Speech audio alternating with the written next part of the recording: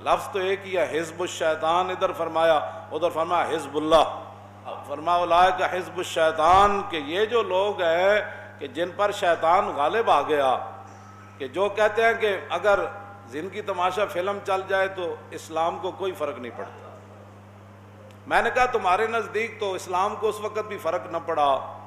کہ جب زنا کے بل پاس ہوئے، تمہارے نزدیک تو اسلام کو اس وقت بھی کوئی فرق نہیں پڑا، تمہارے نزدیک تو اسلام کو اس وقت بھی کوئی خطرہ نہ ہوا کہ جب سورہ انفال اور توبہ نصاب سے نکال دی گئی،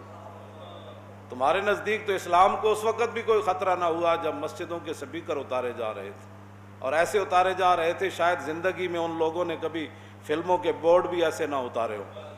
اور فوش بورڈ بھی کبھی ایسے نہ اترے ہوں، مسجدوں کے سپیکر ایسے کھینچے جا رہے تھے، اور مسجدوں کی جو وائرنگ تھی سپیکروں کی ان کو ایسے برباد کیا جا رہا تھا،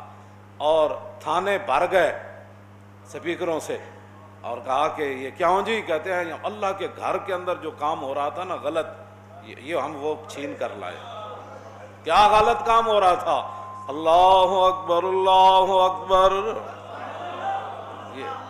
یہی ہو رہا تھا، اور تو کچھ بھی یہاں نہیں ہو رہا تھا۔ یا الرحمن علم القرآن خلق الانسان علمہ البیان، یا حدیث رسول پڑھی جا رہی تھی، یا حدیث عن الحسن ابن علی رضی اللہ تعالی عنہما قال سألت خالی ہند بن ابی حالہ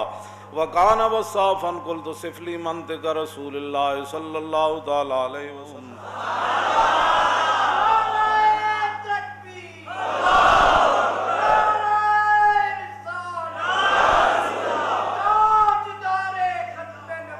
توجہ،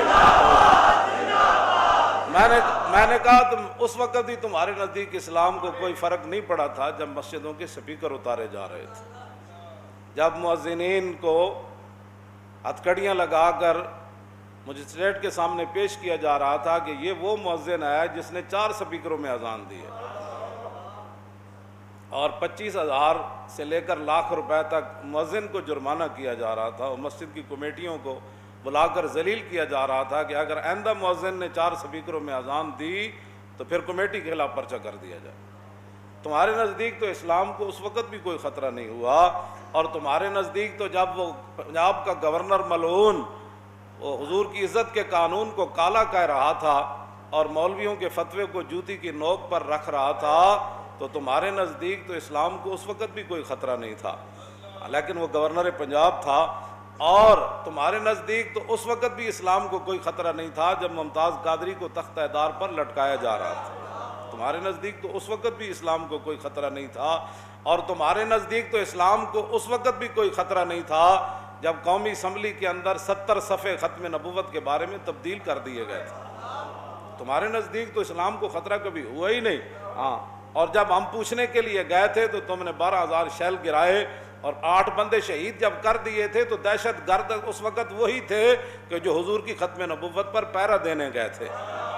تم تو اس وقت بھی بالکل مومن تھے اور بڑے پکے عاشق رسول تھے، اور تمہارے آبا و اجداد بھی بڑے مومن تھے، اور اس وقت پاکستان کا مطلب کیا لا الہ الا اللہ محمد رسول اللہ پر تم عمل کر رہے تھے، اور جو وہاں پوچھنے گئے تھے کہ ختم نبوت پر ڈاکہ کس نے مارا،